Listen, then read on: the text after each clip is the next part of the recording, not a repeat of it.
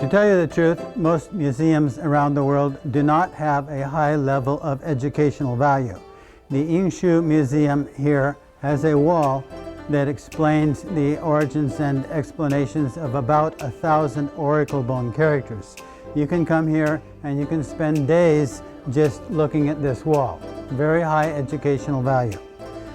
Now, some people have asked me, how many characters does a foreigner need to know to be able to get around in modern Chinese? So I have a few numbers here. If you know 500 characters, you can recognize 75% of what you see on the street. With 1,000 characters, 89%.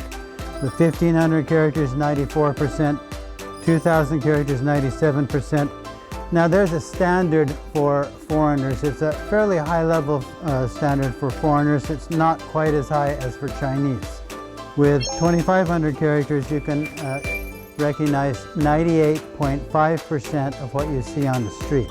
There's another standard, a basic standard for Chinese, which has 3,500 characters, which you can get around 99.5% of the time.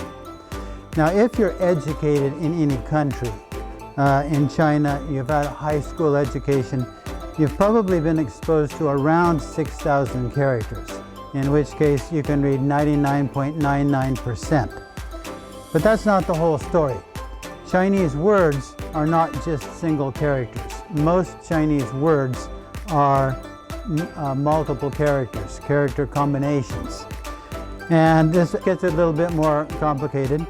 If you want to get around on the street, the most basic level is about 3,000 words. If you want to get around and talk to most people about most subjects, you need to know about 10,000 words. If you are a high school graduate in most countries, you probably know 20,000 words in your own language, and you can get along 98.5% of the time. You don't really have to know that many characters to be functional.